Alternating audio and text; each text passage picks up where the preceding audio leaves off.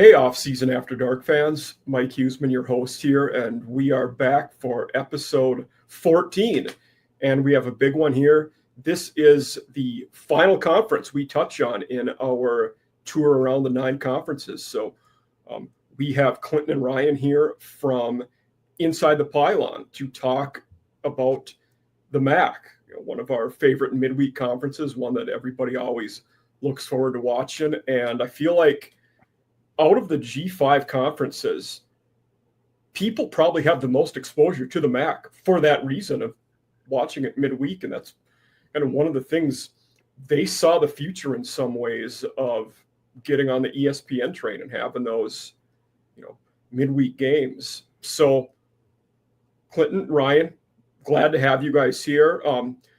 Tell the audience a little bit about what got you on to Midwest football and how long you've been doing this for. Go ahead, Ryan. Oh, I have to start. Jesus Christ. Okay.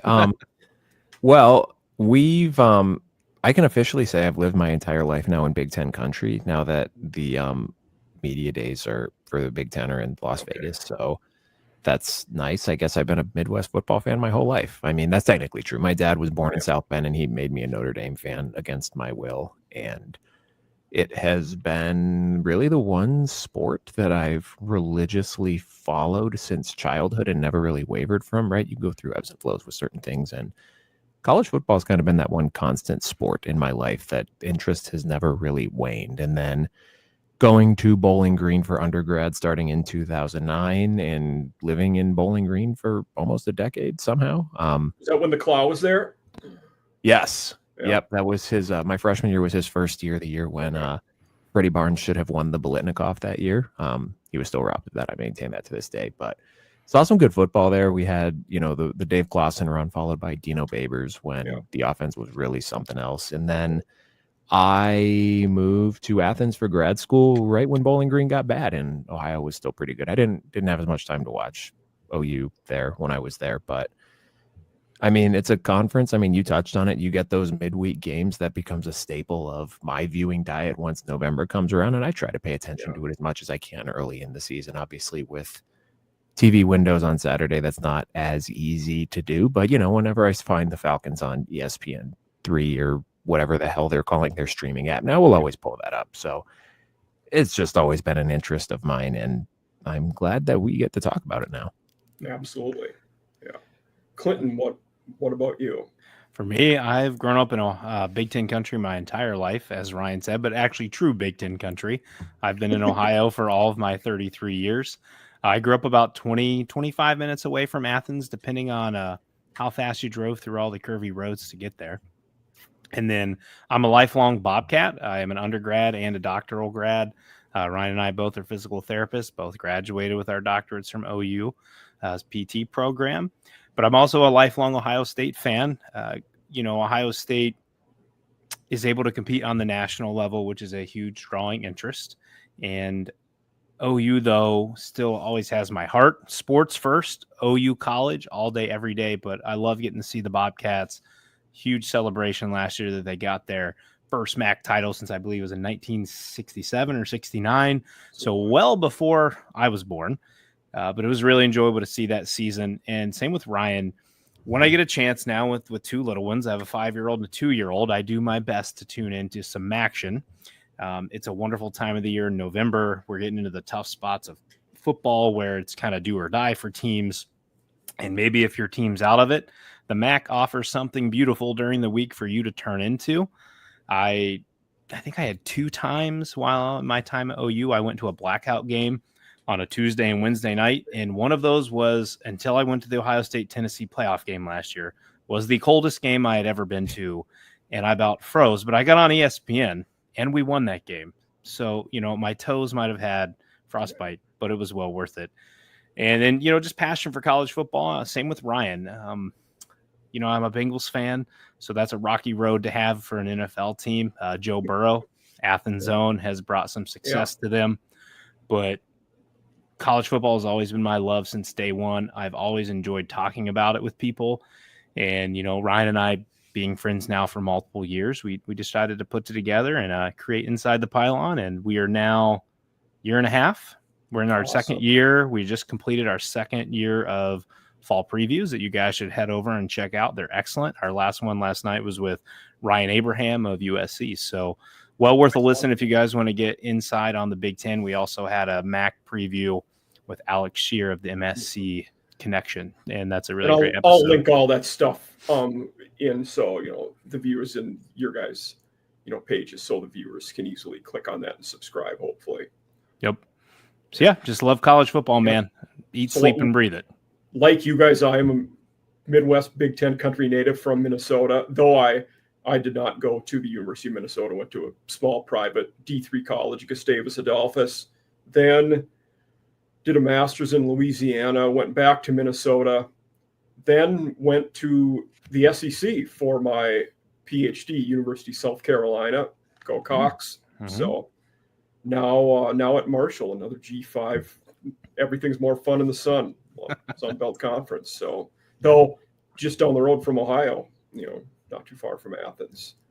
Yep. But yeah, big off season for the Bobcats. They in doing all of my coaching stuff, one of my favorite hires was Charlotte getting Tim Albin. It was a great move by them. They did a good job there. So hopefully Brian Smith can pick up, and they've had such consistency there, which that you've seen such a delineation in the MAC with Toledo, Miami, Ohio, UNI to some extent.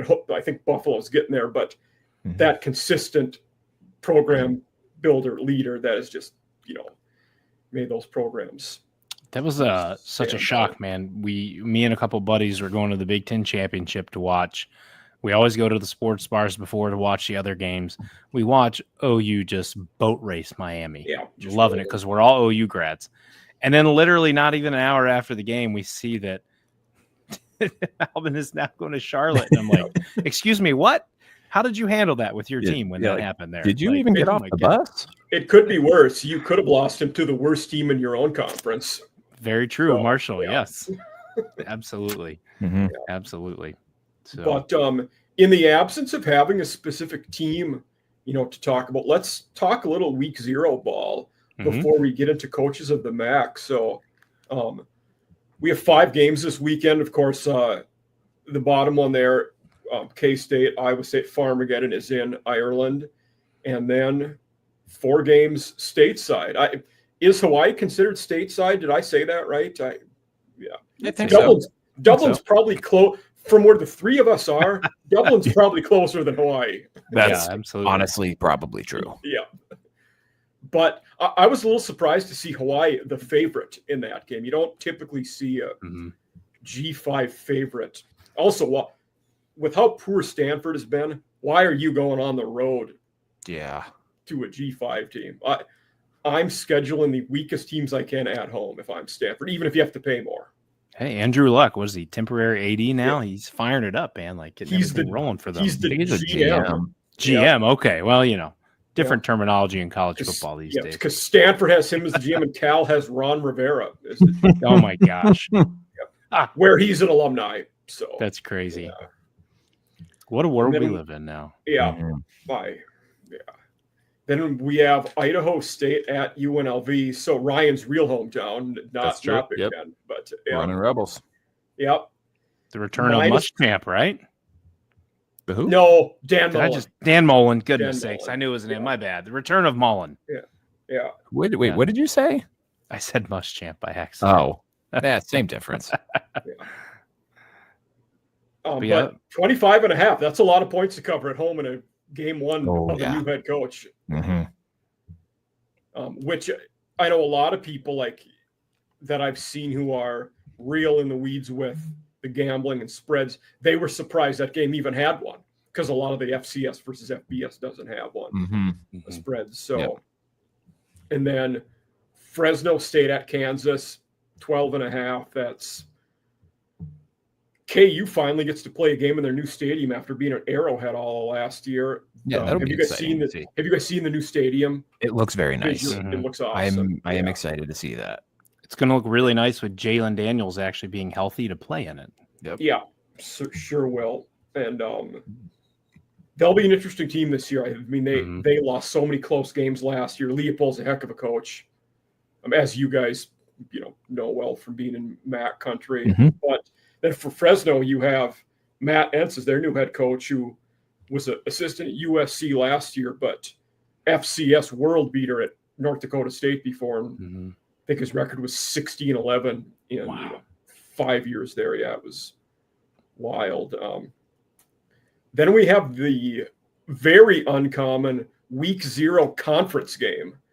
Only Conference USA would do that. Nobody else would even imagine doing a conference game Week 0. Mhm. But here we are, Sam Houston at Western Kentucky, WKU -10, which a lot of turnover at Sam Houston. You got Phil Longo coming in as the head coach. Casey Keeler left for Temple. So got to like the Hilltoppers at that one. But spread-wise, I don't know. I would have to look more into it to see that one. And then obviously the big one in Ireland, K-State's 3.5-point favorites. And that's an interesting one because we're dealing in that game with both teams that have legit conference title aspirations, or at least getting to the championship game. You don't want to be dropping a Week 0 game. I mean, that's a long road back. Absolutely. No, yeah, you talk about the rare conference game on Week 0. That's it's a monster. Could be a potential preview of the Big 12 title game as well. Yeah. I worry a little bit about Iowa State with the loss of Higgins and Noel. They were such an important factor out wide last year. And hopefully I don't botch his name. It's Abu Sama, the running back. Abu Sama. Yeah. Abu Sama. There we go. Yeah. There's my hillbilly language barrier there for you. But fantastic running back. So do they tend to lean on him early, or what can they find at wide receiver? Matt Campbell, another fantastic coach there. And then year 2 of Avery Johnson to see if he can start off a little better than last year. And, he came in, essentially took the job from Will Howard, and I think was a little bit bumpy last year for him. So year 2 coming under his belt. And then of course you got to deal with it while you're on the road in Ireland, which we saw Georgia Tech go in and at that time shock the world last year and beat Florida State. And then we realized quickly that Florida State was just bad last year. So Well, with Iowa State, some of the things, I'm hearing about them, Sama and then Carson Hansen, running back from Minnesota. Sounds like those two are going to get a lot of the workload there. Like, I think they'll split it, so we'll see a lot of Hansen as well. And then we're also hearing they might, last year they played a lot of 3 wides just because they had dudes there.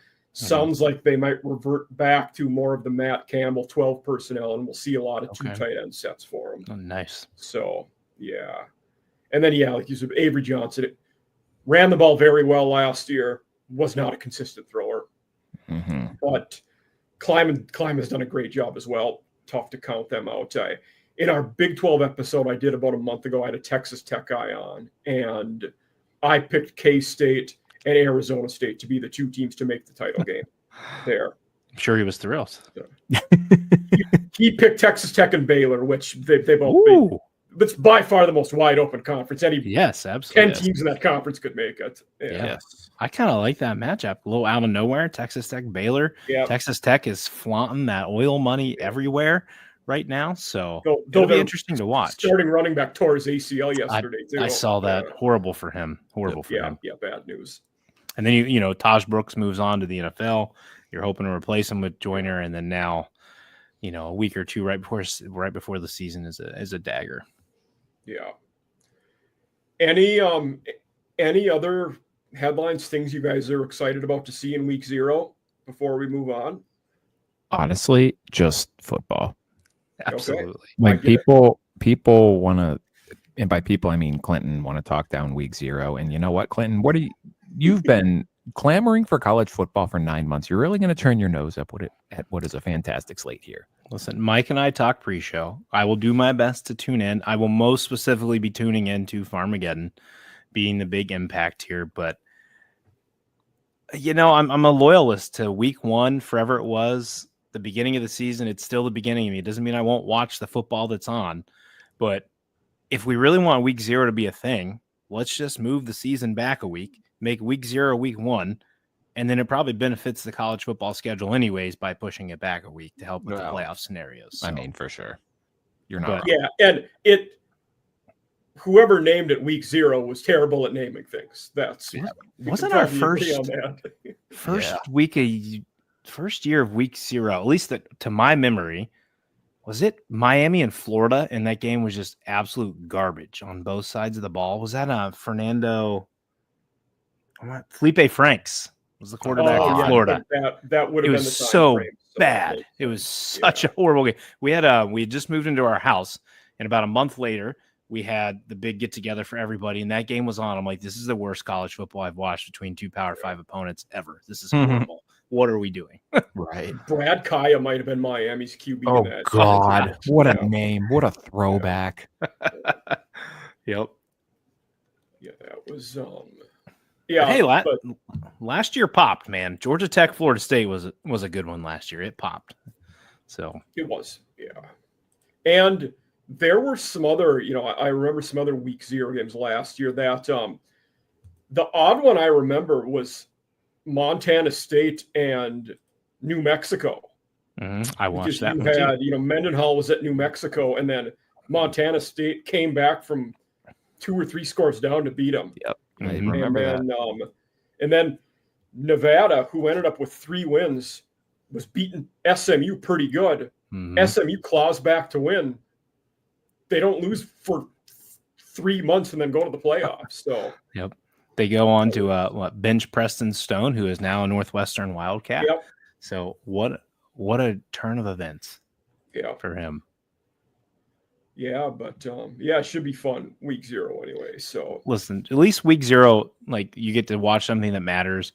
As much as I enjoy the NFL, like I can't watch much preseason football, and it's no disrespect to the guys out there. It's just in my head, I know it means something as far as repetitions, right? But there's nothing against the record. So you just hope everybody stays healthy. You watch your clips of your few starters who play. This is meaningful football. This starts something this Saturday. That's where the excitement builds. And like I told one of my buddies last week, and I get about as interested in preseason NFL as I do for the Pro Bowl. Yeah, it's football. I'm not setting the clock around it. Yep. So, absolutely. Got other things to do. Yeah. But one of the staples of our show here, we go through and talk about the coaches of the conference. So one thing for the P4 conferences on 3, a lot of big outlets, they do their list for the power ones. But for the G5 conferences, in my writing for Mike Farrell Sports, I did a series I did the rankings for each of the G5 conferences. So these rankings are mine. So if you want to throw a stone at somebody, it is me, and I can take it if you disagree with something. And a few people have. And I will say, and this is very topical to you, Clinton, I can tell. The new coaches that have never been a head coach before, I always default those guys to the bottom, who are 0 and 0's career head coaches. Not that they're not good, but I feel like there's nothing we can compare them to. So there's so much new in the MAC this year, right? You got 6 new coaches coming in. The story is turnover, and it's a big change within there. And then you got the staples kind of at the top that we'll talk about here soon. But it's an interesting year for coaching in the MAC. Yeah, and then I think at the end of all of those 5 articles, I did a overall top 10 for the G5, and the MAC was, I think, the only conference where they had 3 coaches that made my top 10, but the American might have too. They had 2 or 3, but Candle, Martin Lemo all made the top 10. I remember that. So, and for me, as much look at it, run all the numbers, waffle on everything. Tough not to put Campbell at 1. I mean, he's done a heck of a job. He's 73-40 in 10 years. That's an impressive record. Absolutely. So for you guys, maybe one way I'll break this down. Ryan, you can go first, and Clinton, if you want. Would you have the top 3 different than I did? And if so, how? No, I literally wrote down the same exact three for my top three. And I mean, I think it's a pretty obvious, at least the top two. I think maybe at number three, you can dicker over the details a little bit. I mean, obviously, Pete Lembo's coming off a fantastic season, and he had a fine run at Ball State until it kind of fell apart at the end for him. But I mean, you look at the longevity of Jason Campbell, and for a guy who's been at Toledo as long as he has been, maybe you can make an argument that's not the best thing because you haven't had that period of like high level sustained success that's made you attractive to a P4 program looking to poach you. But I mean, he's been at least 500 every season he's been a head coach there. They've won 8 games at least for 3 consecutive seasons after they had a little bit of a lull there around that COVID era, that 18 to 21 season. But I mean, this is the class of the MAC in terms of sustained competitiveness. They haven't had like a go ahead. So one thing that actually surprised me with Candle in his 10 years for how successful they've been, he's only won the conference twice. I would have thought it would have been more when I first, looked at it. Yeah. And maybe that gets down to why he's been at Toledo so long, right? He's not had he hasn't had that big bright star. Like you look at like a guy like we were talking pre-show about Dino Babers, who comes in and just takes the league by storm and, makes the title game 2 years in a row. I don't remember. Clausen did the same thing right before him too at Bowling Green. Yeah. You got Dave Clausen took over a very senior laden team from Greg Brandon, and then everybody left and they fell apart for 2 years, and he built it back up and got to a MAC title game with good sustained success there. But they've never had that like high, bright burning period, but it's just been a consistently good program. They put guys in the NFL, like quality, good players. I mean, like we're talking Quinyon Mitchell was one of the better rookie cornerbacks in the NFL. Very good. Yeah. And same thing with Chuck Martin too. I mean, he took over a terrible situation at Miami, and that was more of that slow, gradual build. And excluding the COVID year, he's made a bowl game 5 consecutive years. He's won 2 conference titles. He's been to a 3rd title game. I can't read my own damn handwriting here. I think this says I should need better glasses. I respect Chuck Martin a lot. He's a heck of a coach. And then what kind of gets glossed under the radar with him, he spent 20 years ago, but he was the head coach at Grand Valley State D2 for 6 years and won 2 national titles, made the semis, made the quarters, and made the title again before bouncing. So, I mean, you're winning at every level, and they were bad when he took over. I mean, the Red Hawks were not in good shape, and he's gotten them to be consistent competitors. Yes, and talking since that bowl streak began in the 2019 season, he is 31-12 in conference play. So that is consistently one of the best programs in the conference. And then with Pete Lembo, I mean, I think the year he had last year with Buffalo put him over the edge. And I mean, Clinton, you mentioned it too. There's a lot of new in this conference anyway. So I think maybe the competition for number 3 isn't as fierce as it might have been last year. But we're also talking about a guy who, when he was at South Carolina, had a reputation as being one of the top special teams coordinators in the country, just a mastermind with special teams. And I think having that as your head coach does a great job of building a strong culture with the program. You get your star players bought into special teams. I think like you got guys who are unselfish and willing to do that dirty grunt work.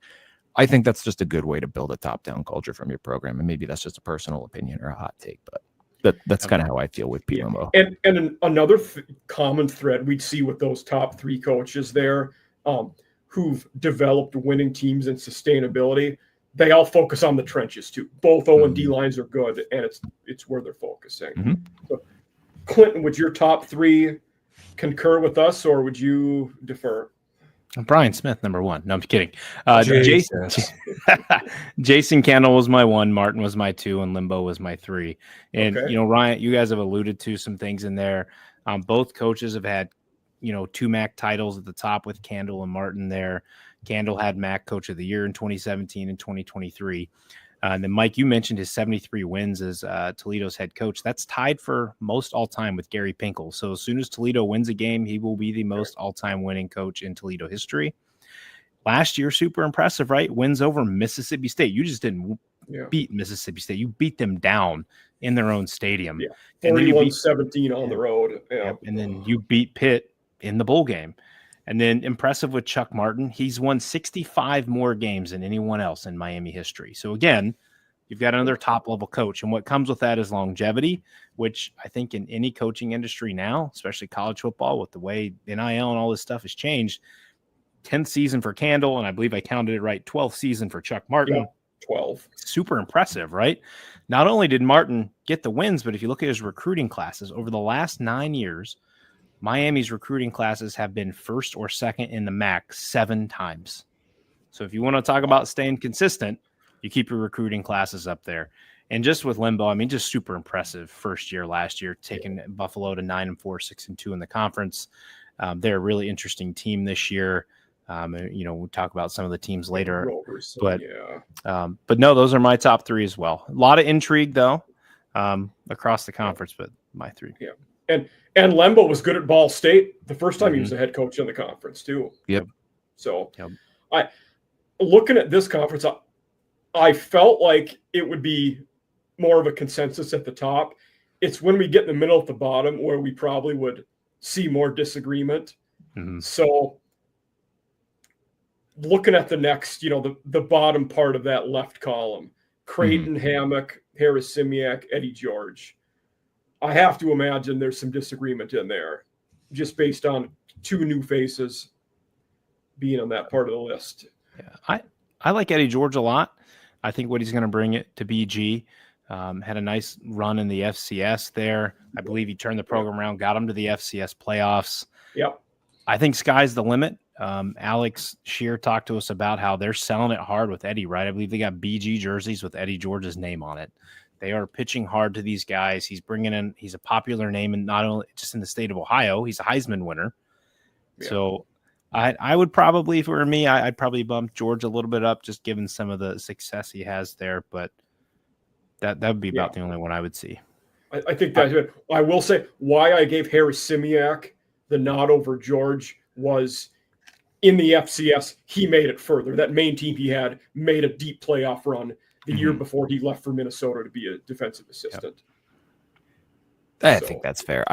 It's kind of hard to really get too fired up one way or the other, because I mean, like, you have 2 guys who've been in the MAC for a period of time, and maybe this might be a hot take, but I think Thomas Hammock at 5 is perfectly reasonable, and it would not surprise me if a couple of these new guys surpass him. We're talking about an NIU program that was a BCS buster, right? Like, this is a good G5 program, and Jerry Kill was there and then went to Minnesota off of a great season there. Mm-hmm. Yep. But like, this is a guy who, I mean, they go 8-5 last year, and obviously you beat Notre Dame the year they go to the national title game, and that really boosts your profile. But they were a 500 MAC team last year. They were 5-3 the year before that. And I mean, you had the one really good year in 2021, but outside of that, they've been just a fine MAC program. So I don't know. Weren't they pretty bad the year before their good year too? Yeah, they were 0-6 in the COVID year. They did not win a game. Yeah. And then, I mean, with Chris Creighton, I mean, you have another guy who took over a bad Eastern Michigan team, and it's been a good, slow, gradual build with the high watermark in 2022. But other than that, it's just been fine. You don't have the, big conference title that would make you think that he's on the level of like a Chuck Martin. And maybe if you can argue that given the longevity and the fact he's made a conference title game, he should get a bump over Pete Lembo, but I think he's perfectly fine at 4. And then it's just hard to rank guys who have not been in this conference before. And I mean, if you have your rationale as to why, this guy who was an assistant last year should have an advantage over this guy who was a head coach at a lower level last year, I think that's perfectly fine. And getting too fired up about it is just, I don't see the need to do that. Yeah. And I think Creighton is a heck of a head coach. His overall record there glosses over taking over a bad program and being by far the most successful head coach in their program's history. I mean, when I was looking at it for him, he took him to bowl games in, since 2016, they've made 6 bowl games. Before that, the entire history of the school, they'd been to 2 bowl games. Yeah. Well, like, you take the first 2 years at Eastern off of his record, and he's 500 he's just over 500 overall. Like, his record is significantly impacted by the mess that they were his first 2 years that he inherited. he's only really had one very bad season after those first 2 years. They did have the 1-2-win year, but they were COVID. pretty. It's COVID. Doesn't count. Okay.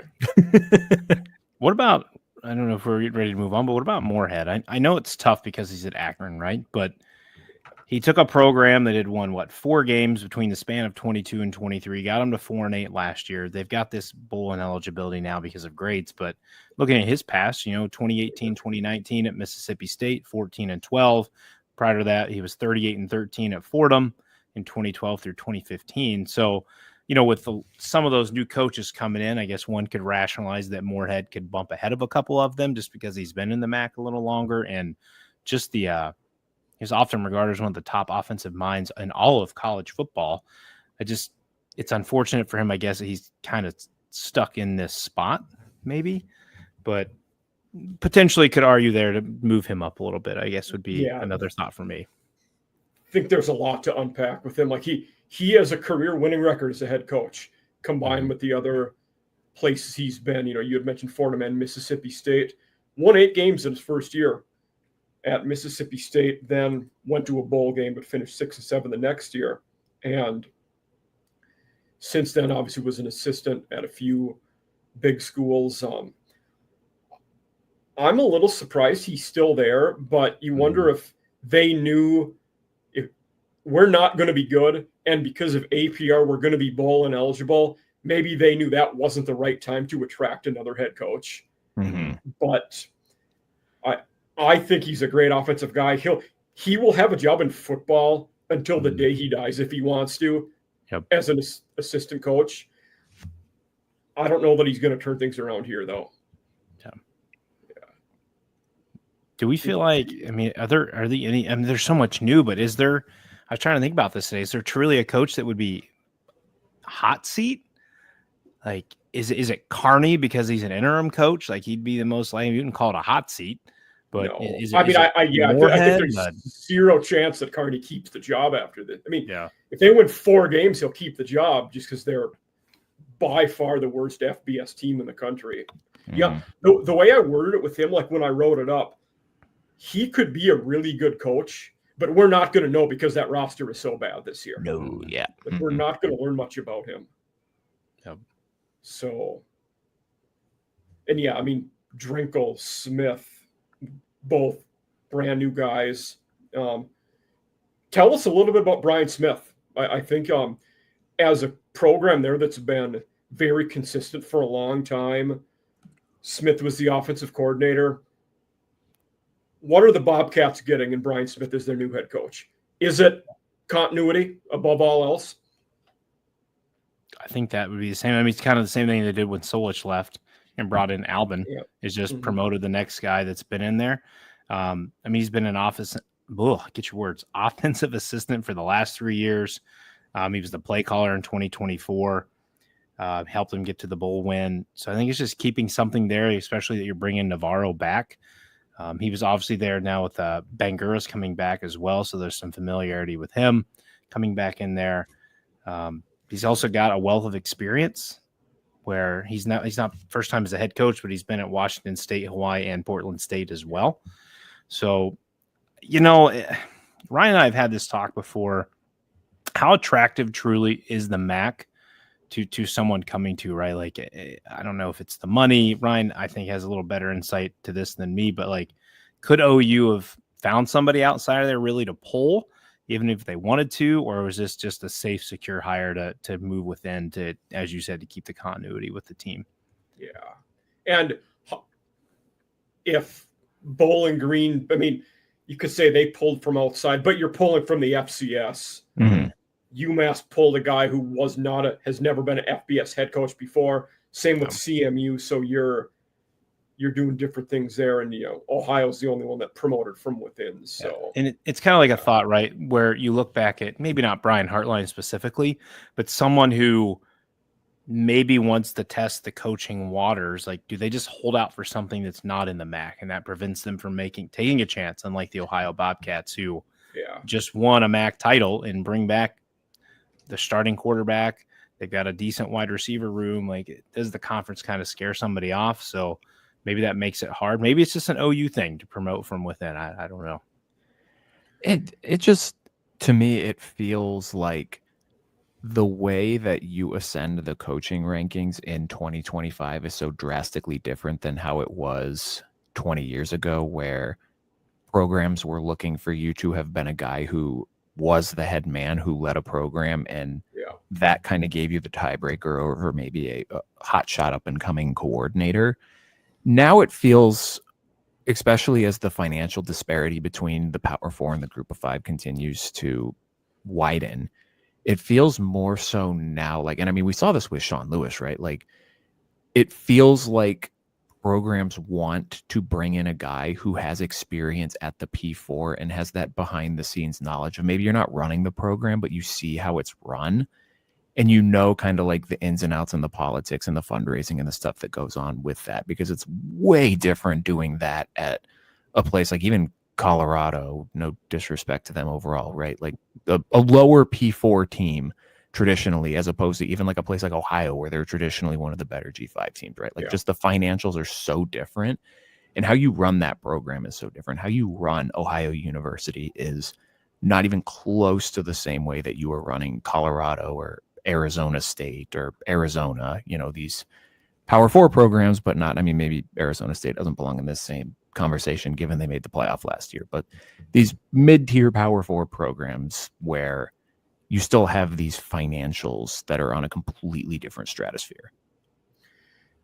Absolutely. And I think because of that financial disparity, we might see the dynamic that has popped up a bit in the past couple of years of G5 teams kicking the tires on older, experienced veterans who otherwise may have not gotten another opportunity, like Derek Mason at Middle Tennessee State. Bronco Mendenhall went to New Mexico and then, then moved on to Utah State, as some of those examples. Butch Jones at Arkansas State, we're because I think that experience and know-how of how it can work at that level is valuable to the G5 schools. Mm-hmm. So, in terms of this list, one guy we haven't talked about, Mike Yuremovich, Ball State, was a pretty successful guy at FCS Butler. The more I read about, at first I was not as high on the hire. I was just kind of like, ho-hum, whatever. He's an in-state guy, FCS, whatever. But the more I read about him, the more he seems like a pretty impressive guy. Like just listen to him now. A lot of these guys, you'd run through a brick wall for him after hearing him talk. But I was impressed listening to him talk and the way they do things on offense, defense. I think he could be all right there. And the Mike New era really went sour. I mean, they haven't had a winning season in 6 or 7 years. So what can you guys tell me about Yuremovich at Ball State? Go ahead. I mean, not so much with Ball State, but he's had success in the past, right? And I mean, they say success is a relative term. He was 33-45 at St. Francis. Like, I don't know how much you deem that success. That's a below 500 record, but I don't know a ton about St. Francis, to be honest. And then he was Kent State last year is about all I know. They did, yes. He was 23-11 at Butler from 22 to 24. He's been in the MAC before. He had a little stint of time with Northern Illinois in 2012, and then again from 16 to 2018. They've been 7-17 over the last 2 years, and Ryan likes to often say this: when the ceiling is the floor, you feel like you got to go up, right? So he brings MAC experience. He has some winning experience in his past. Can he kind of jumpstart this program and getting them out of the cellar of the MAC conference this year? Yeah, I mean, a guy who's been around the block, you'd like to think or hope that experience can kind of pay dividends, but it's a lot of new, man. It's tough to say too definitively one way or the other. I was trying to pull up here just to see. Yeah. I mean, what exactly? Mike New was there for 9 years, and the COVID year was the only winning season he had. They were 7-1 that year. That was the only winning season New had at Ball State. So he was a guy, I made this comment a year or two ago, probably a few times. Had he not been an alumni who was kind of the golden boy and highly thought of, he might not have lasted as long as he did there. Yeah. And I think, looking at his team this year, they're only coming back with one returning starter.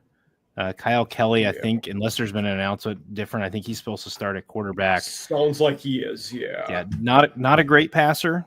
Ability on the ground is good. Yep. But I think I read they are replacing 4 new starters up front. And that's tough for any coach, right? When you've got to have 4 new offensive linemen breaking in the quarterback while you're as a new coach. Who knows? I mean, we've seen, again, this is tough to compare to. Coach Cignetti comes into Indiana last year, right, and takes a program that's been mid to doormat of the Big Ten for a long time and instantly flips those guys around. Now, he brought a ton of James Madison talent with him to do it. It's a little bit harder probably in the MAC because you're not pulling that kind of talent to your team, but it is possible. He could flip them around this year, maybe get him to the middle level of the Big Ten of the MAC, and then continue to build upon that for them this year. I mean, they had talent last year too that they just don't have now. Their entire passing game is gone. Caden Samanza is at Tulane. Tanner Koziel, I think he went to Wisconsin and is now at Houston, I think. Houston, the double transfer. Yes, he is at Houston, yes. And then second leading receiver Cam Pickett is at Kansas. Yep. And then you got to turn the defense around. 40.1 points per game allowed last season. Oh, boy. And when you're only bringing back 2 starters, that might be a good thing, though, right? Could be good. If you can clean the house out a little bit, get a little refresh. But if you're giving up 40 points a game, and again, some of that's probably impacted from out-of-conference matchups, but you're not winning a whole lot of games giving up 40 points a game. That's not going to go very well.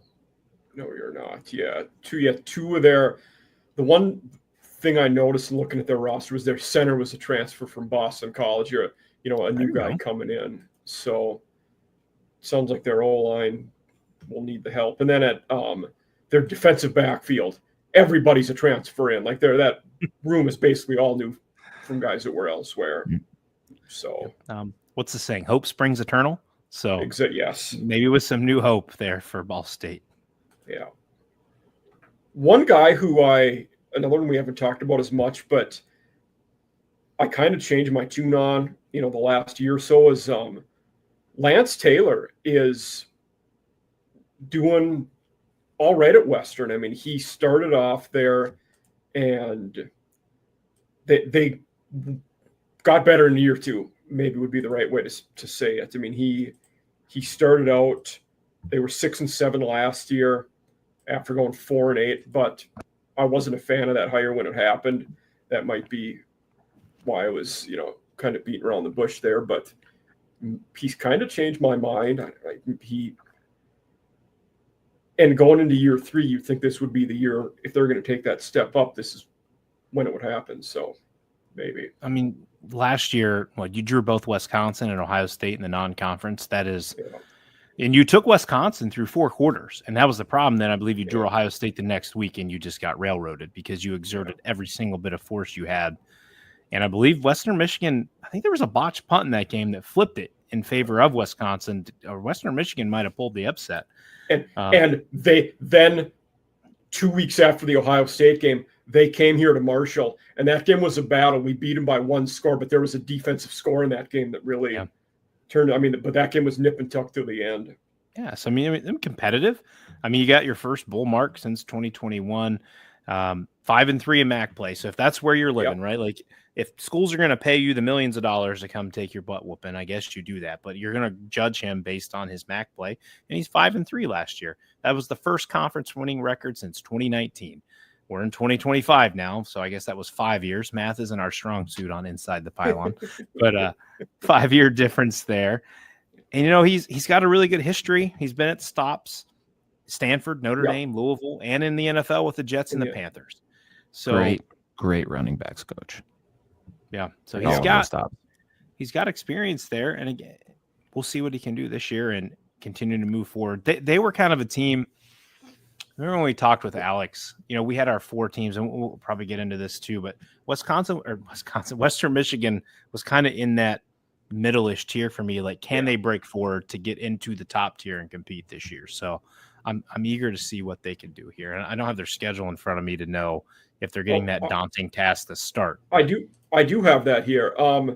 Week 1 at Michigan State, week 2 North Texas, week 3 at Illinois.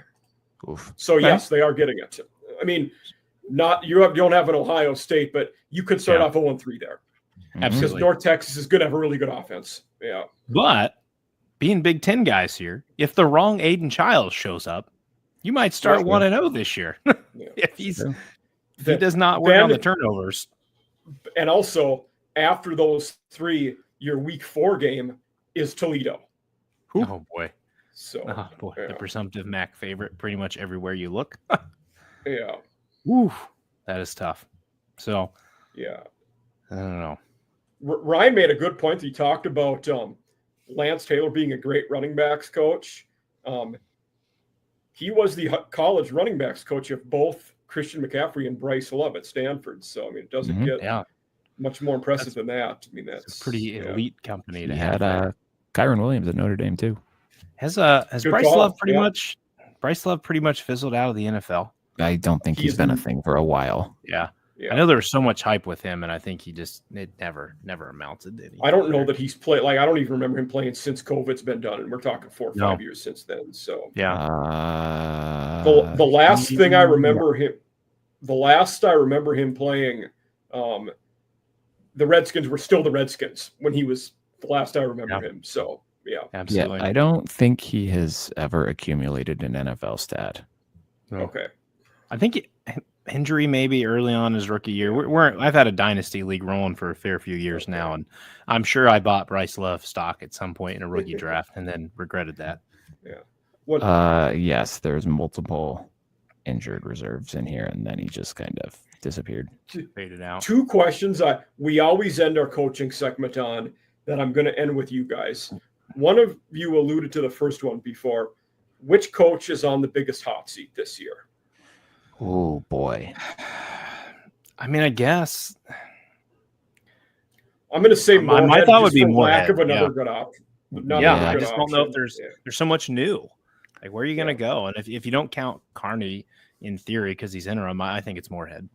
Yeah, I would say Moorhead, but I think my sleeper for this would be Thomas Hammock, because we're talking about a team that's about to leave the MAC for the Mountain West. You're talking about a step up in competition, and if they fall flat on their face or don't improve, I don't know what the financials would be to firing him, buying him out, if that's even feasible given the conference move and the seeming uptick in travel budget. But if they're not good this year, it would not surprise me if going into a new league for 2026 they want to start fresh. Okay, I can buy that. Yeah, that makes sense. Then the second coach one I always ask that makes people think a little more. Which coach with a good season could you see getting plucked away by a bigger school for their head job? Who do you think would be a guy that could get picked off? For a powerhouse like a Charlotte that might want to steal your head coach. Are we talking for 2026 or over the next 2 to 3 years? You can take it however you want. We've done both. I've had people answer it both ways. So, yeah. Because if it's the next 2 to 3 years, I'm going to say Eddie George. Okay. Thank God you didn't take my answer. That feels like a situation where if they hit the ground running this year and then have a big year next year, I could see either a low level Power 4 or a higher level G5 program calling, given the way that he built up already an FCS program. And if he's able to kind of keep Bowling Green rolling and take them up even a peg from where Scott Loeffler had them, given his profile as a former Heisman Trophy winner and NFL Hall of Famer, I could see a program coming saying, we want a piece of that. My answer is Matt Drinkle, CMU. He spent the last 6 years with Army, so he's got a good experience there. But prior to West Point, he was down at the NAIA level from 2014 to 2018. He went 42-17 and developed some of the nation's top offenses. So he's a big offensive mind. That's my point. That could pull him out of CMU. I don't think it's a 1-year thing. I mean, they went 4-8 last year. So again, if he can improve the offense that quickly, he might get them. Let's flip 8-4. I don't think he gets pulled away this year, but as a guy over the next few years, I think Drinkle's a guy to watch. Drinkle was going to be mine too, actually. for that. Especially 2 of the 3 service academies have coaches that are older and been there a while. So, but my guy in that case, I will go with Lance Taylor, who we're just talking about, because if he has a good year this year, we were just talking about he was at Stanford. They will be having a head coaching opening next offseason. Right is the interim there. They will hire a guy. If he has a good year this year, he could be a guy they go after. Good point. So that would be really interesting. I like that. And I think another one I'd mentioned before for that one, longtime veteran coach in San Jose now, Ken Numatalalo could also be a Stanford guy. True. If San Jose has a good one. Yep. But great answers. Now we'll move on to QBs of the MAC. This list is not mine. I got this one from Athlon, but look at number 1, baby. Yep. The one thing I tried to, like, I took their list and then tried to cross-check to make sure all these guys are indeed going to win the job. But are there any of these, like Noah Kim, I know, is in a battle. I would imagine, I mean, I know nothing about Devin Cargman and how that battle's going, if it indeed is a battle. But what do you guys think about this list? Do you guys want to know how insanely unpredictable the quarterback situation in the Mid-American Conference is going to be this year after those top 3? There were 11 quarterbacks in the MAC last year who threw 10-plus touchdown passes, and only 3 of those players returned for this year. The rest of them have either gone pro. So the 3. All right, so we'll go down the list here. So Caden Somoza, Ball State, led the MAC with 25. He's now at Tulane. Tucker Gleason had 24. He's back. Brett Gabbard had 21. He is, I don't know if he's on an NFL roster, but he's graduated.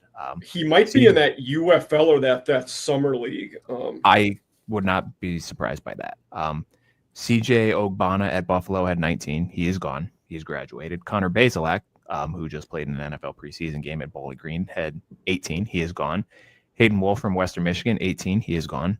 Ben Finley had 16. He is one of the 3 who are back. Cole Snyder from Eastern had 15. He is gone. Tommy Ulatowski from Kent State, he had 15. He's now at Kennesaw. Parker Navarro, he's back.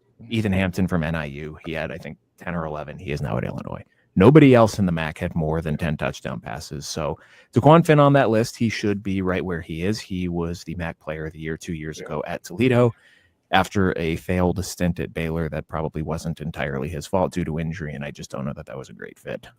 He's now back. Offensively, it was an awful fit. Kind of surprising. But I think those top 3 are perfectly, that's where it should be. And I mean, Ben Finley as the lone other returning quarterback in the MAC deserves to be there just based on that. But after that, I think that is anybody's guess. And you could tell me that any of those other 8 guys finished the year at number 5 on this list, and I would just say I'd buy that. Yeah. Like a guy we had mentioned before, if Kyle Kelly does on the ground what he can and is an adequate thrower, he could be 5th. Like, that's how much fluidity there is in this list. I find it impressive just for Finley to be 4. He was also my number 4 in a program. Now, I know he has Moorhead, but Akron has not been great. He threw for 2,604 yards. He had 16 TDs to only 9 picks, and he was 5th in the MAC in yards per game, averaging 217 yards per game. He also, I believe he finished 2nd in the MAC with 8 completions of 40-plus yards last year. And I believe that was 2nd to Tucker Gleason of Toledo. So pretty impressive company to hold there. And as you know, I'm reading through Athlon's list earlier today and then trying to compile a list for my own of at least the top 4 to 5 guys. I had a hard time not putting anybody above Finley just for his returning experience there, and then paired with Moorhead. But I think the top 3 are spot on. Parker Navarro's dual threat ability is just absolutely elite. I mean, last year he had, if I can do math real quick, almost 3,500 total yards just for himself. And 18 and 13 makes 31 total touchdowns. That is insane. Yeah. If he's going to lead OU back to the MAC title again, though, he's going to have to cut down on the interceptions. He had 11 picks last year. And he led the MAC in total offense per game and yards per play. So I think Navarro, very deserving of 1. I agree with you and Ryan on Finn at 2. Such great experience in the MAC. And they say if you can't beat them, join them. So when Finn was with Toledo, I believe they lost to Miami. He left and went to Baylor, and now he's coming back to join Miami. And he is very close. I think under 200 yards away from 2,000 career rushing yards. So an impressive piece there for Miami. Yeah, I think my list was I had Finn 1, Gleason 2, Navarro 3, and maybe that's a bias that I have against guys who are primarily runners instead of throwers. But I think for Navarro, I'd like to see him be a little bit better of a thrower of the football. And I am a little skeeved out that Coleman Owen is not with Ohio this year, who was basically the only guy he threw to last year. Yep. But I think in a conference like the MAC, you can get away with a little bit of not being as a precise passer. And if, your athletes are a little different on defense. So the way Navarro made his hay last year was utilizing his legs. So I agree with Ryan. He needs to develop a little more as a passer, but he might be able to skate by once you survive those first 3 games in some manner and then get into your MAC play schedule there. Yeah. And some of these guys, a lot of them who are in that middle or lower part, we've seen them at other schools. I mean, Pine, Roberson, Joey Labas. We've seen these guys at power conference schools where they just never became the guy and were never really that close to winning the job either. So can you guys help me out here? Was it Roberson when he was at Penn State? Was that the year he took over? Clifford got hurt at Iowa. Was that Roberson that came in the game? Am I remembering that correctly? I think so. Because he's in like his 7th or 8th year of eligibility. So because that would have been timeline. If that was 2021. He was a pre-COVID guy. He was Yeah. So that was definitely him. Yeah. Yeah, he went 7 of 21 for 34 yards and 2 picks. That was the name that intrigued me a ton, right? Like he threw for 2,075 yards, 12 TDs for UConn in 23. He went to Kansas State last year, backed up. But with Buffalo returning one of the top offensive lines in the MAC, and they have already a top rushing attack with a solid receiving core, he could be one of those guys. I know he's at 6th on the list here for Athlon, but maybe he's one of those guys that creeps himself up even into the top 3 with a big enough season with a supporting cast around him. I think certainly possible. Yeah.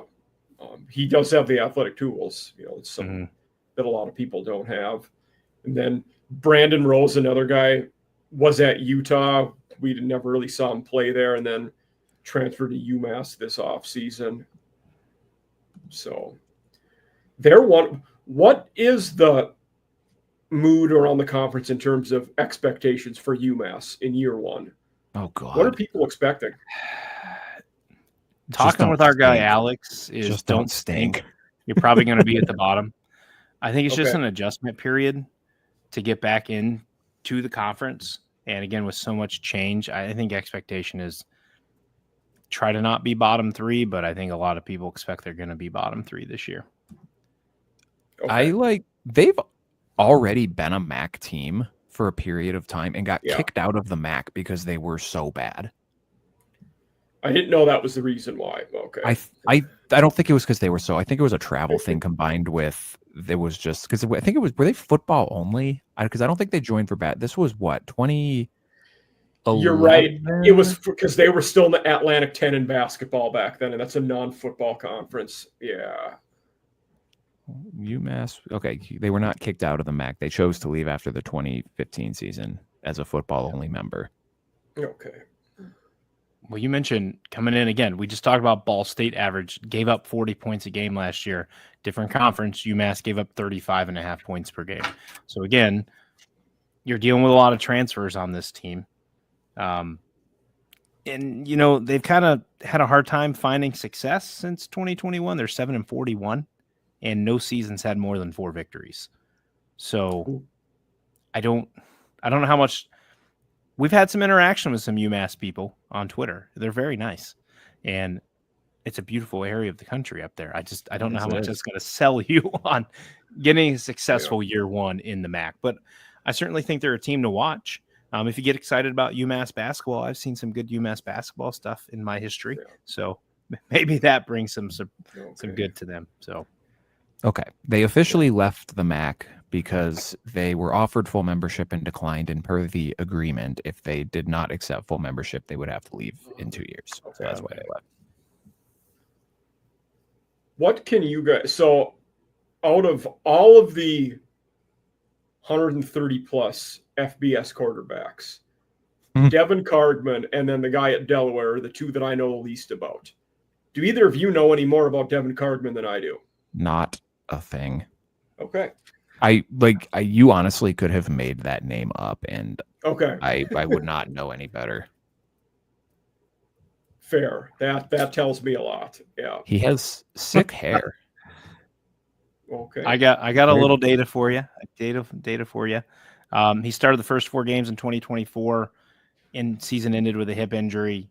He managed to throw for 432 yards and 3 scores last year in that limited time frame. He's at 1,085 career passing yards, 8 scores, 5 picks. That's about all I got on him. Okay. Yeah. Statistically, so Clinton. And you were talking about Cardman. You were talking about Cardman, right? Cardman, Yes. I was talking Okay. about. Yeah. I wanted to make sure I didn't pull up the wrong guy there to talk about, but. And I don't imagine the O-line in front of him is going to be all that stellar this year either. So he might not have a lot of time back there. I think what Kent State's projected there, they are projected to finish 13th in the MAC. So yes, he got not a whole lot of promise there. Yeah. He got sacked 5 times in their season opener at Pitt. In his injury, he was carted off after he got hit while throwing in that Penn State game last year. Okay. Yeah. To your point, Mike, the offensive line has 1 returning starter. So that's not ideal. Not exactly a point you want to be at. No. They're going to struggle. They that FCS game might be the only shot they have at a win, to be honest. Yeah. That would be a repeat of back-to-back 1-win seasons? They went 1. No, they were none. They were 0-12 last year. Oh my goodness. Because they lost to St. Francis in their only FCS game. That's right. Yeah, a team who won 3 games in the FCS, and that was one of them. My apologies. 1-23 over the last 2 seasons. There we go. I knew they had one in there somewhere. Kenny Birds, what were you doing? Oh goodness, the poor Golden Flashes. Yeah, but before we get to the teams, we were talking about that a bit. We always do one, kind of abbreviated section for our college fantasy football viewers out there, which we have a decent amount of, and I play.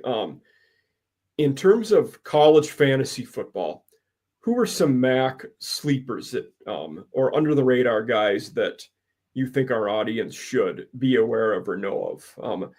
I have 2 kind of that one of which I just think is solid, and the other one I wanted to ask your name about because he's popped up a little bit more lately. But Trey Cornish, running back at CMU. I think Central's going to run the ball more, and Cornish is a pretty solid player. And then the other one is CC Ezram, tight end from Toledo, who was, recently was on the freak list, which came out a couple days ago. And he's 6'7", athletic as can be, at Toledo, as I said, for those people out there. But do you guys know much about Ezram? Have you heard much about him? He's a monster. What, he's 6'7", 242? Yep. That's yeah.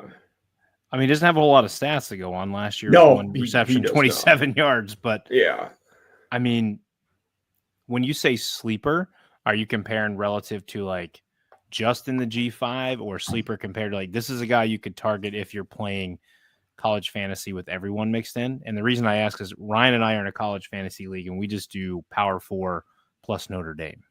Okay. So the one I'm in is everyone, but it's broken up into 6 conferences. So like mine was Big 12 paired with American Conference. So they're divided up into 6 pairings. Yeah. That's cool. That's a nice way to break down. Are you guys through Fantrax as well? Yes. Okay. Yahoo used to have it. They need to bring it back. Yep. I like Fantrax, but COVID killed that one. But I mean, with Gleason there, I mean, I think he's certainly a name to keep an eye on. Absolutely. Yeah. I'm just monster dudes who are athletes in a conference who is, fairly average athletes on the scale of looking at the Power 4 comparison to Power 4. Could be a big year. Absolutely. I like it. Right. Ryan, I'm interested to hear yours. Let's go back and forth here, Ryan, so you don't steal my guys. Okay, well, I guess the first sleeper would be Chase Hendricks from Ohio University because they need somebody to step up to be the new number 1 receiver, and he was the number 2 receiver last year. So that feels like a natural potential increase in overall workload. I think he had 40 catches, 471 yards last year. So someone has to replace the 80 catches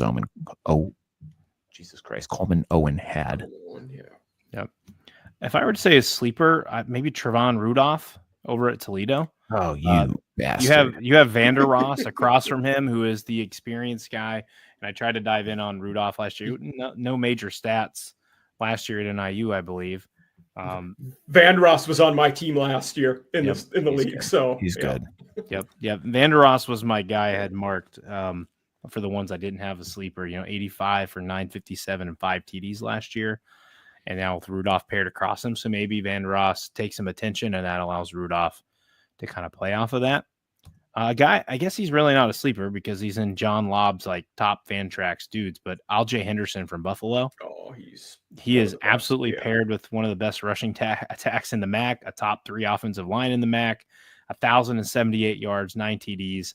If you're playing PPR, he didn't do a ton in the pass game, but 19 receptions for 238 yards. I would assume you're going to expect him to build upon that even more this year. Takes me back to why am I blanking on his name? The little dude that used to run the ball for Buffalo, Jarrett Patterson. Loved him. 5 foot, all 5'5" of them. He went to the Redskins or Commanders. I'm not sure what they were at that time. I loved me some Jarrett Patterson, man. Absolute baller. Shout out to my homie / nemesis / frenemy Drew Pine.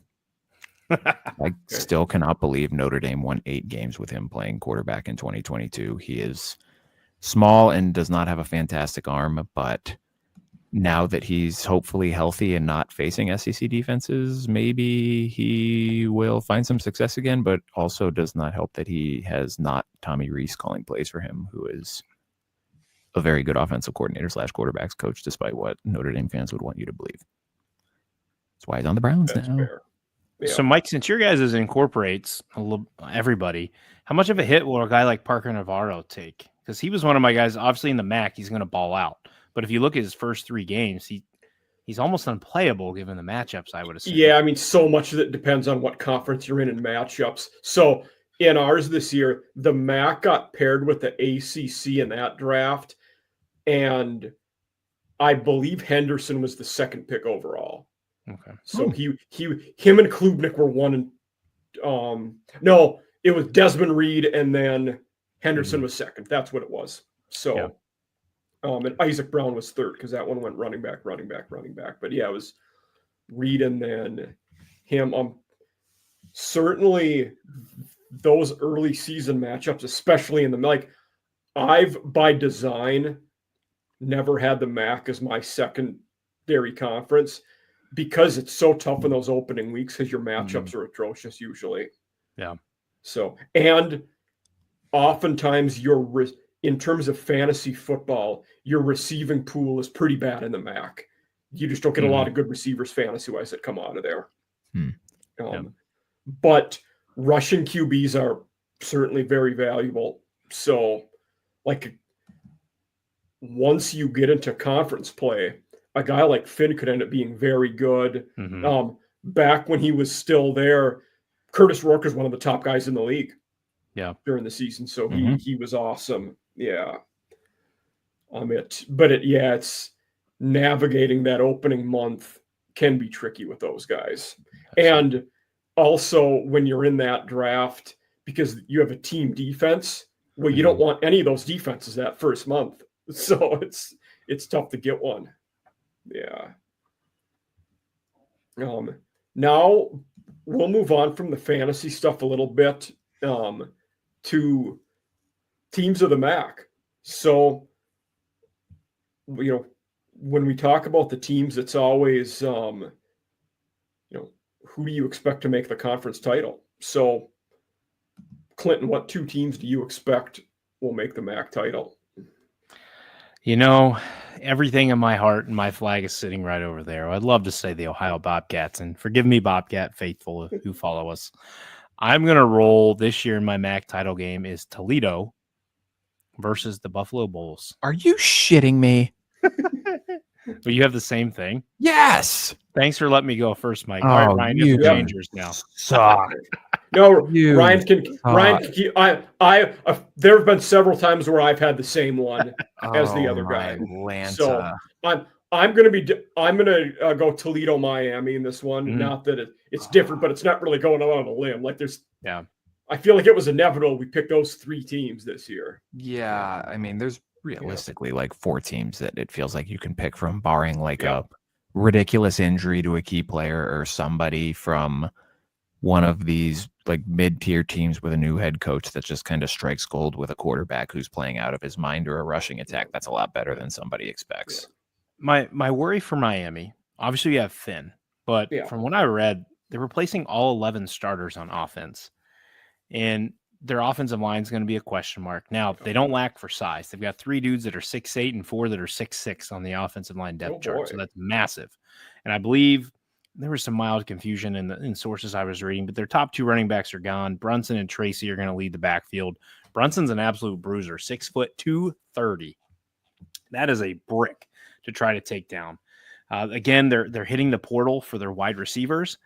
Martin's done really well with that in the past. I believe they've got 5-6 guys coming in. I believe one's a former Notre Dame guy, right, Ryan? Yep, Colsey. Yep. So again, if those things hit, and then you're bringing back 6 players on defense that played at least 50% of your games in 2024, so you're a little more stable there. But the reason I didn't have Miami in there is I was a little concerned with the turnover on offense, even though Finn is there. I think Finn's a star, but you got to have the pieces around you. And I think Toledo is almost a lock because their defense, they brought in Chip Trainum and Kenji Christian to boost their rushing attack, which actually was pretty bad last year. It finished 127th in success rate in 2024. We already talked about their receivers. That'll be nice duos. Talked about the tight end that's going to pair with Gleason. And then their defense is solid, man. They've been top 3 of the MAC in fewest yards per play for 3 straight years, and they're going to probably do the same thing again this year. And they're bringing back 4 starters to anchor their secondary, and Avery Smith, Near Bowers, Emmanuel McNeil-Warren, and Brandon Owls. That's how you say his last name. So they're loaded. I barring injury, like Ryan said, I don't see a way in which Toledo, and I believe Toledo's schedule within the MAC is a little bit favorable. Toledo and Buffalo don't play in the regular season. Yeah, so I like the Rockets, and I'm just kind of on with Buffalo as I'm buying a momentum pick here. I think they came out really nice season last year. I also, I'm not going to lie, I'm a little biased. I used them in the college football dynasty in 2025 and kind of fell in love with them a little bit. So I'm buying stock in the Bulls to make the MAC. And quite honestly, are we allowed to give our winner?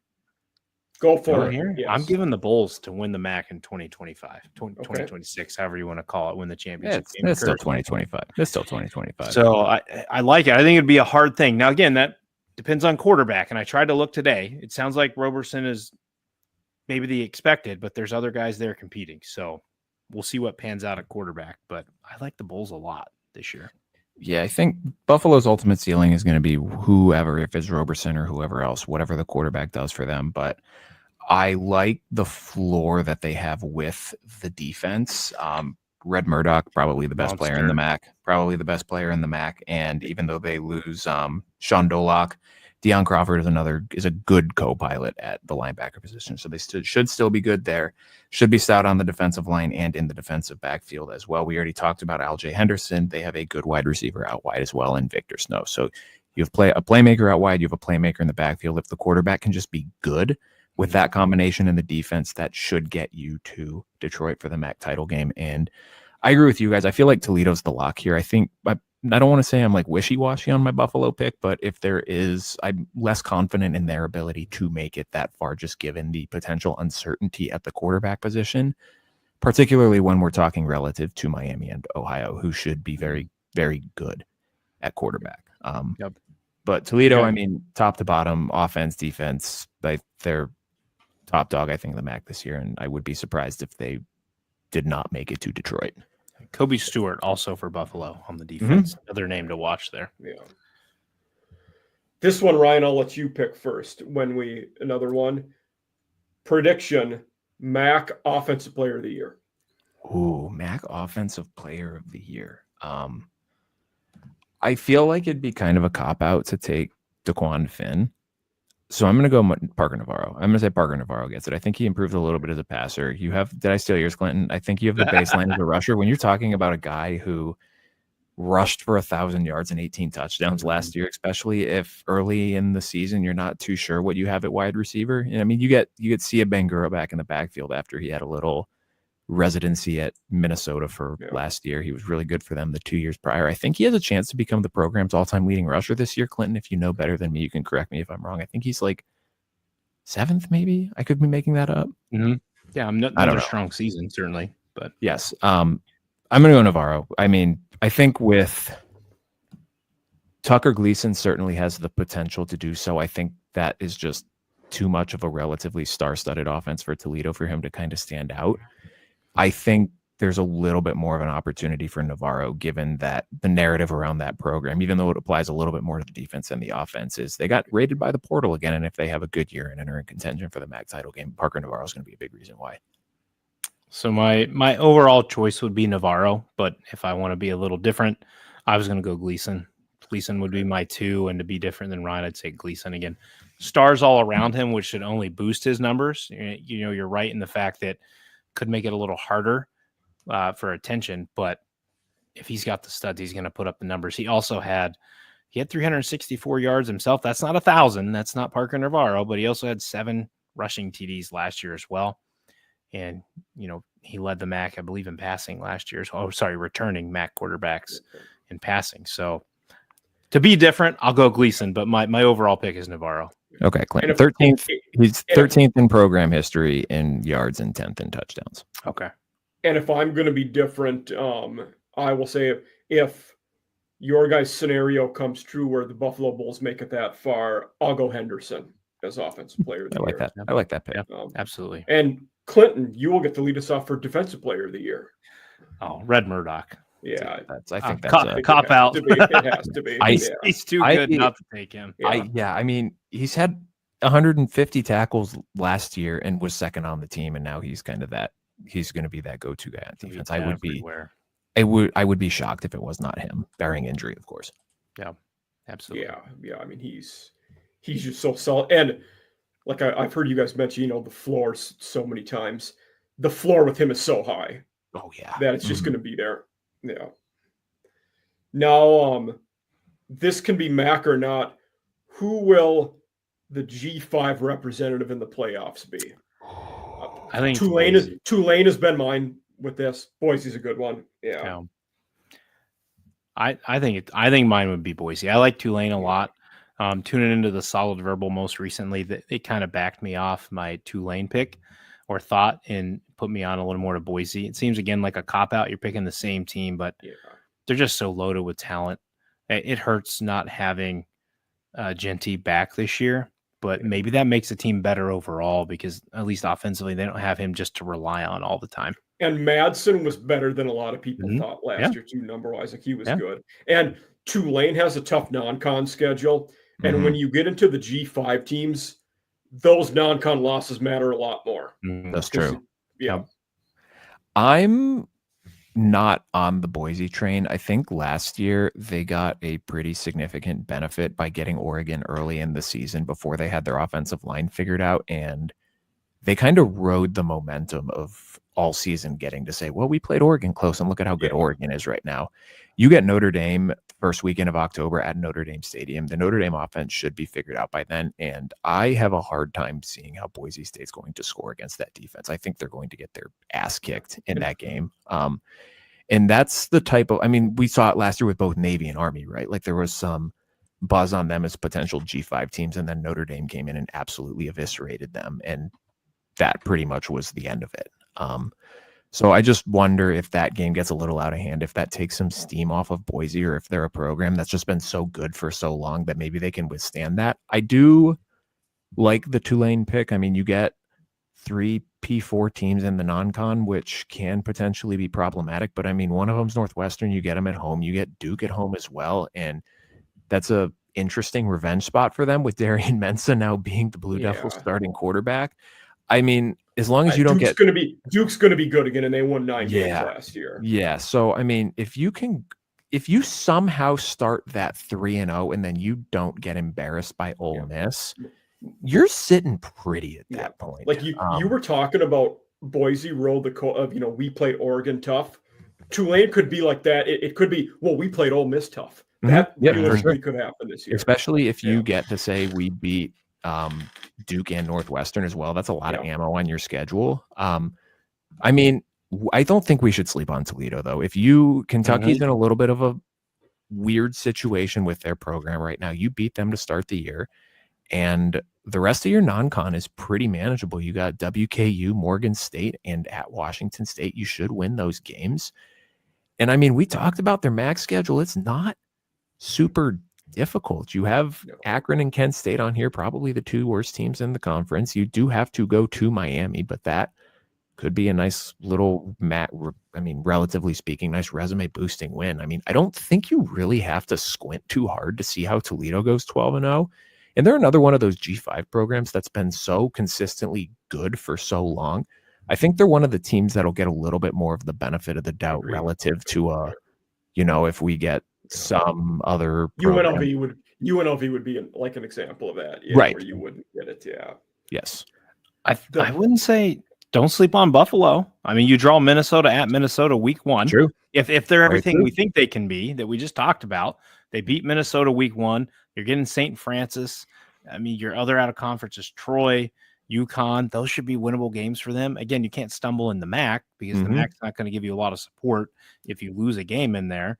I almost said UNLV, then I remembered Alex Orji as their starting quarterback, and I said, never mind. No chance. I would be surprised if Buffalo wins at Minnesota. Just looking at whether it be season opener or like bowl games, when PJ Fleck has a long time to prepare, he almost always wins those games. Yeah. So I think that'll be a tough one for Buffalo. The one caveat last year, though, UNC, they started extremely slow. Now, the difference is Lindsey's been in the system, whereas Brosmer walked in from the FCS and had to play. Darius Taylor, I don't believe, played in that game. He was out week 1.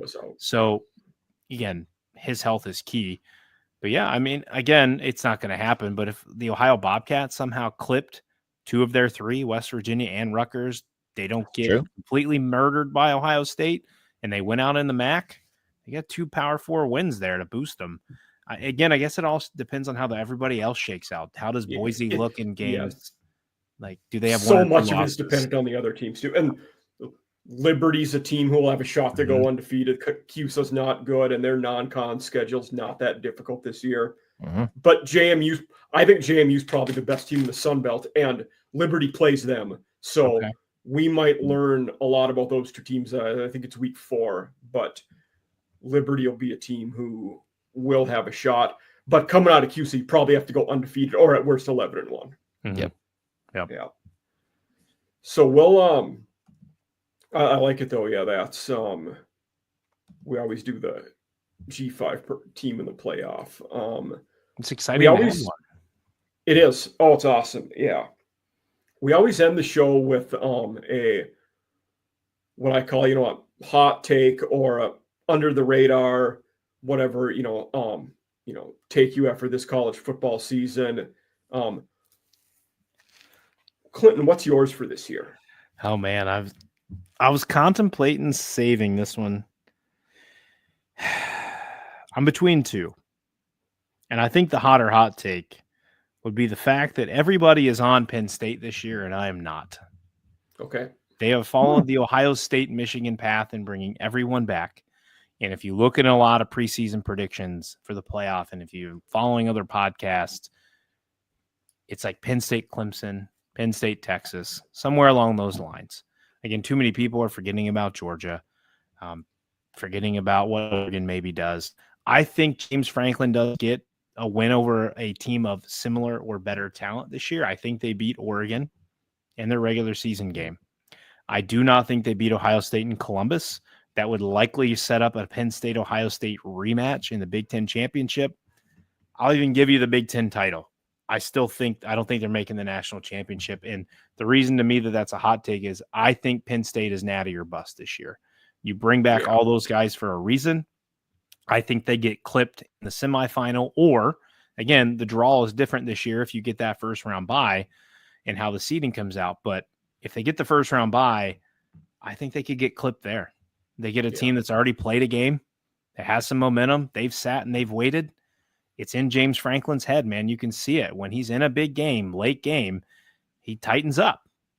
And I think it could cost them. And I don't think Penn State's winning the Natty. I don't even have them. Gosh. I won't go too far to say I don't have them in the net. Ryan and I's college football prediction episode is coming up. But I think Penn State falls short of people's expectations this year. Okay. Ryan, what's your take? So last year we had 7 teams from the Big Ten and the SEC who made the playoff. Count those off. That was Texas, Tennessee, Georgia in the SEC, then Penn State, Ohio State, Oregon, and Indiana in the Big Ten. I think 4 of those 7 teams missed the playoff this year. I won't say which 4. I have an idea, but I have to save that for Thursday. So to go off this, I don't know, this one's really hot. Last year, 4 Big Ten teams made it. I think only 3 Big Ten teams make the playoff this year. Yeah, that's where I'm at as well. I think Ohio State, Penn State, Oregon make it. I don't think a 4th Big Ten team makes it. Conversely, I think 4 SEC teams make it, and only 3 did last year. Yeah, that's where I'm at. I have Oregon and Penn State making the playoff. I will not tell you, Clinton, my 3rd team until Thursday. Okay. It's not Ohio State. That's fair. You all can chime in. Ohio State is not missing the playoffs. It's not going to happen. The 4 I had. So I had a Texas A&M 9-3, Clinton. 9-3 weeks ago. The 4 out of the SEC that I had were LSU, Alabama, Texas, and Ole Miss. Wow, I like that. Yeah, Georgia missing. Yeah, I'm not as sold on Stockton as a lot of people. No, but that was another one takes me back to the Solid Verbal when they did their SEC preview, and then they had why am I blanking on his name? The guy that does Pick 6 previews. Anyways, he came on and talked about it, and he was previously off Georgia, and he goes, I went back through that lineup, and the amount of 5 stars that are just loaded across that Georgia defensive line, defense, what the offensive line size, like their offensive line has underperformed the past 2 years. They've got all the experience now that they're putting together. You're right. The big thing is Stockton. I don't believe in Gunnar Stockton at all. I don't even know who their backup quarterback is to give them a shot if they need one. I don't think Stockton is like the second coming of Stetson Bennett. I think that could be their Achilles heel.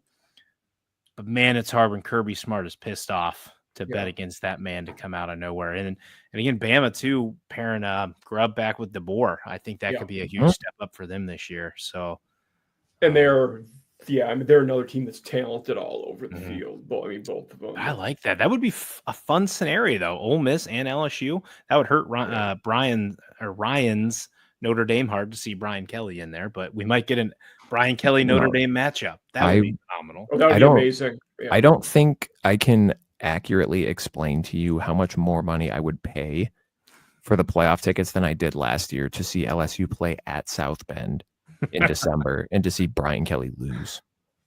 That would be pretty crazy, man. That would be pretty crazy. I think they're going to be salty this year. The fact that the SEC episode I had a Mississippi State guy on just because nobody talks about him in the because everybody thinks, and he agreed, and he's realistic with where they're at. His hot take was LSU wins the national title. Wow. Yeah. All right. I think Nussmeier had a bit of a turnover problem last year, so we'll see how much that changes. Yeah. But they address the defense. I believe Perkins is back and healthy, right? Yeah. And so can you utilize him in the way he needs to be utilized? I know they were popping him around a little bit, and you just got. I mean, they were trying to drop him back into too much. Let him rush the passer, and it wasn't good. Yeah. Let him do what he did his freshman year, and let him go eat. Yeah. So, yeah, that could be interesting. Who do you have week 1 between LSU Clemson? Then you have LSU winning. I'm probably this is no spread, just like head to head. I'm probably going to lean Clemson at home. Yeah, I do too. Yeah. I'm pretty high on Clemson this year. I am too. Yeah. We have our playoff prediction episode, I think, coming up next Monday, and I need to get to work on that. Okay. I got to figure out who I'm going to have against that's not Penn State in the Natty now that I kind of spoke that out there. So that's a tough one. Yeah. Absolutely. Yeah. But that's all we have for tonight. Off-season After Dark fans. Again, Clinton, Ryan, thank you for being here. Everybody out there, you should go find them at Inside the Pylon. Again, I'll put all of their contacts in. They'll be tagging all this stuff, so you'll be able to easily locate all of their material. But guys, thank you for being here. It was a great episode. Absolutely. Thank you for Mike. having Thanks us. for having us. Yeah, absolutely.